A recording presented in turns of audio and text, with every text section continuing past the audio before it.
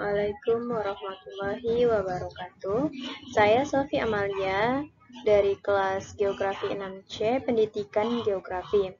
Dalam video kali ini akan menjelaskan mengenai metodologi penelitian, cara atau teknik pengumpulan data, dan keabsahan data.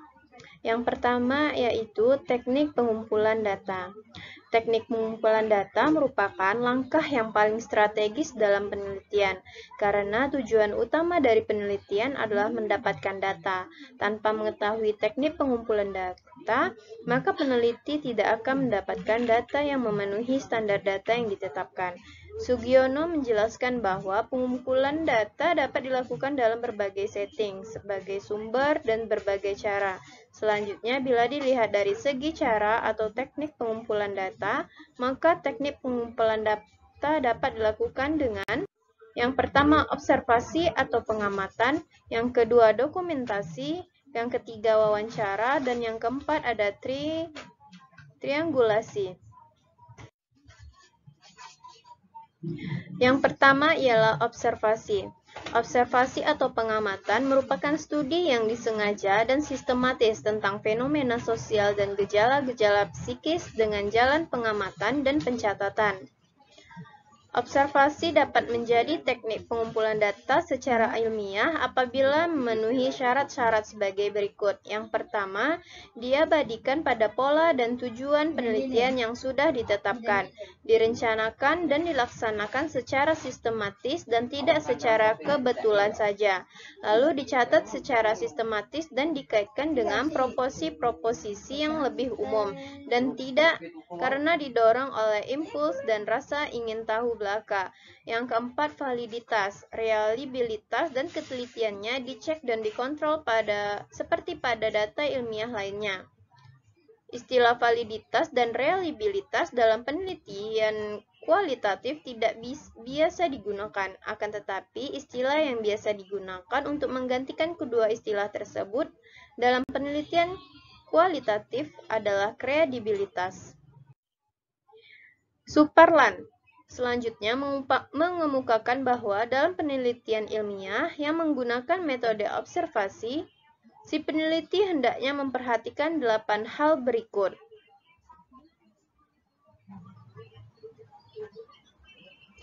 Yang pertama, ada ruang atau tempat. Yang kedua itu pelaku, yang ketiga kegiatan, yang keempat benda-benda atau alat-alat, yang kelima waktu, yang keenam peristiwa, yang ketujuh tujuan, dan yang kedelapan adalah perasaan. Macam-macam observasi. Yang pertama ada observasi partisipatif. Adalah peneliti terlibat dalam kegiatan sehari-hari orang yang sedang diamati atau digunakan sebagai sumber data.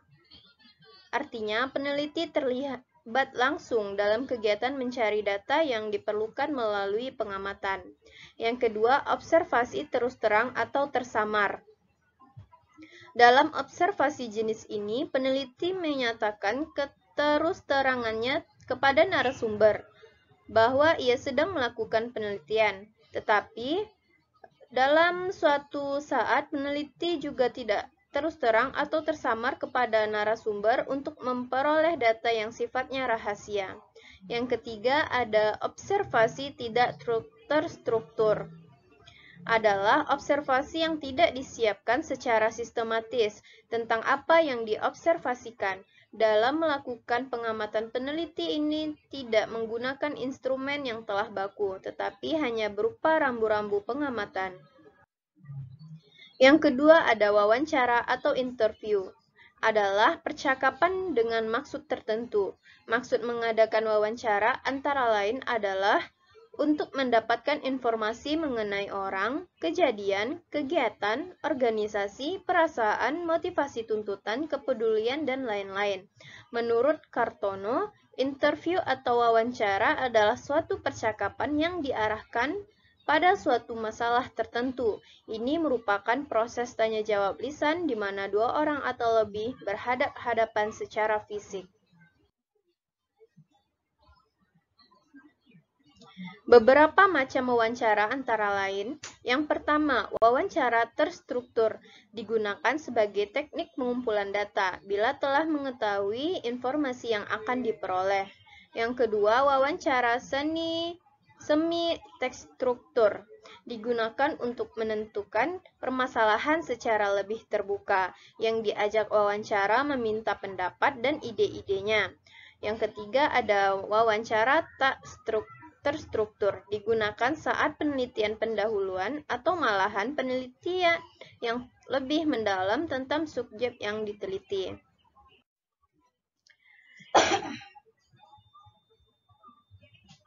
Bentuk-bentuk pertanyaan. Patton memberikan 6 jenis pertanyaan yang setiap pertanyaan yang diajukan oleh pewawancara akan terkait dengan salah satu pertanyaan lainnya. Yang pertama, pertanyaan yang berkaitan dengan pengalaman atau perilaku. Yang kedua, pertanyaan yang berkaitan dengan pendapat atau nilai.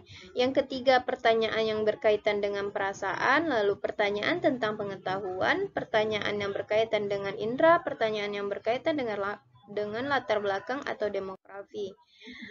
Yang B, pentata urutan pertanyaan. Tata cara pentata urutan pertanyaan menurut Guba dan Licolin adalah tata urut bentuk cerebong, kebalikan bentuk cerebong, serta rencana kuentamensional.